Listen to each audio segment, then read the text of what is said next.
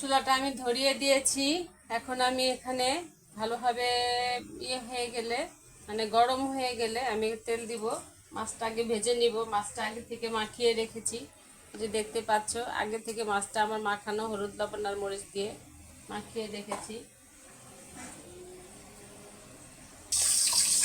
মাছটা ভাজতে দিচ্ছি, দেখো। এখন মাছটা ভেজে নিব।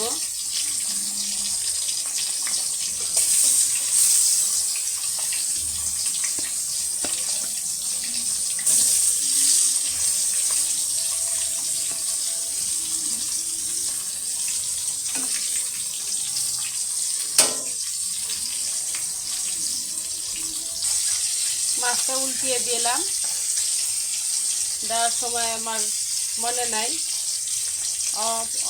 অফ ক্যামেরা উল্টে দিয়েছি।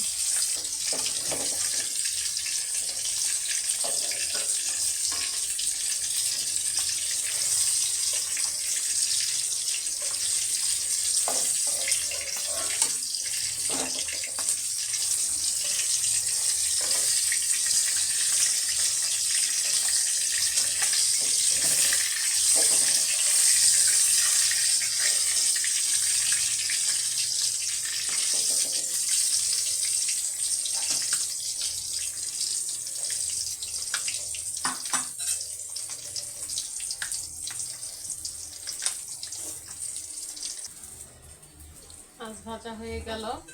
এখন আমি এখানে দিয়ে দেব পেঁয়াজ।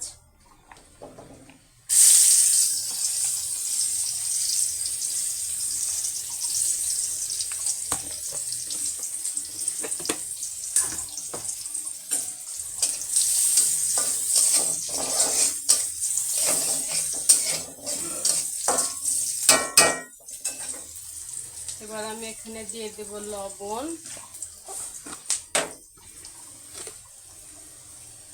1 চামচ লবণ দিয়ে দিলাম।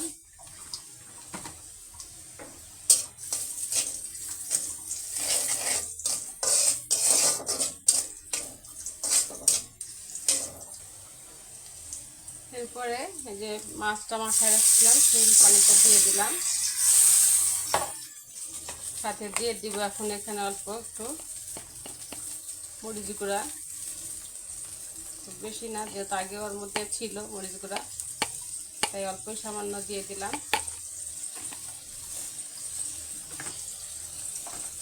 আমরা ঝালটা অনেকটা কম খাই, খুব বেশি ঝাল খাই না। আর এই যে হলুদ গুঁড়াটা দিয়ে দিলাম।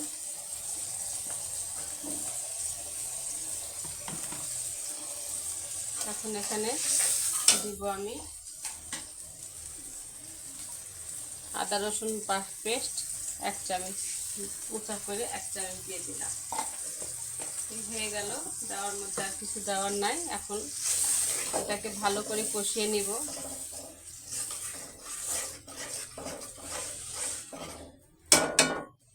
এখন এটাকে ভালো করে কষানো হয়ে গেল,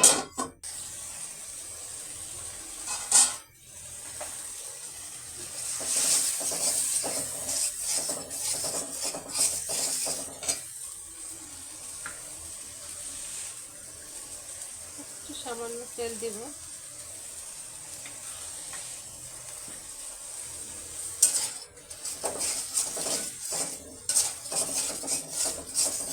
মশলাটা কষানো হয়নি, আর একটু কষাইতে হবে। সবজিগুলো দিয়ে দিলাম। এখন এটাকে ভালোভাবে কষিয়ে নিব। সিম, কফি আর আলু, এই সবজিটা আমি এখন ভালো করে কষিয়ে নিয়ে তারপরে পানিটা দিব।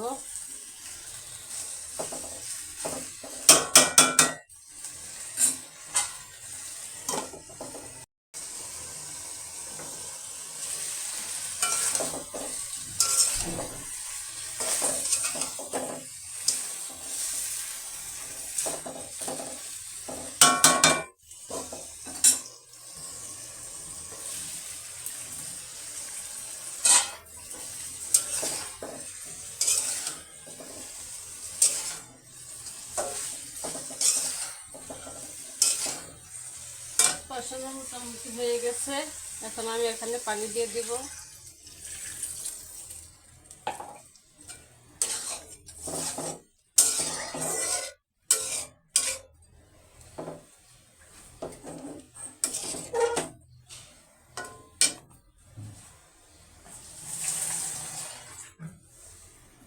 পানি আরও দিতে হবে, দিয়ে দিলাম পানি পরিমাণ মতো। এখন এটা সিদ্ধ হোক, তারপরে মাছ ছেড়ে দেব।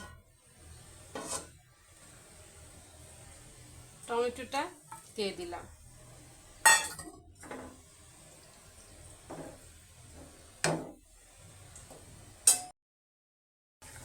এই যে আমার তরকারি হয়ে গেছে। এখন শুধু আমি লবণটা চেক করব, লবণটা চেক করলেই হয়ে যায়।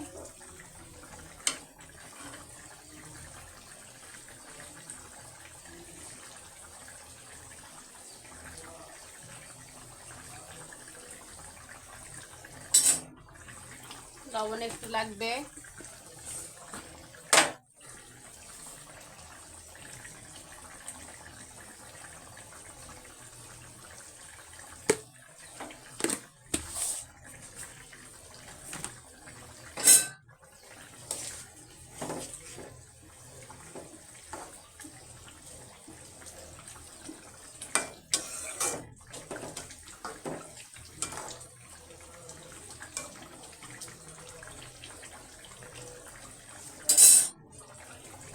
হয়ে গেল আমার সিম, কফি আর টমেটো আলু দিয়ে তেলাপিয়া মাছ রান্না হয়ে গেল। তো তোমাদের যদি কারো এইভাবে রান্না করতে ভালো লাগে, রান্না করে দেখো কেমন লাগে, আর অবশ্যই আমার কমেন্ট করে জানাবা যে কেমন হলো। তো সবাই ভালো থেকো, সুস্থ থেকো, আল্লাহ হাফেজ। তোমার দাদার কাছে সংসার আছে নি, সংসার তো এখন আমার হাতে।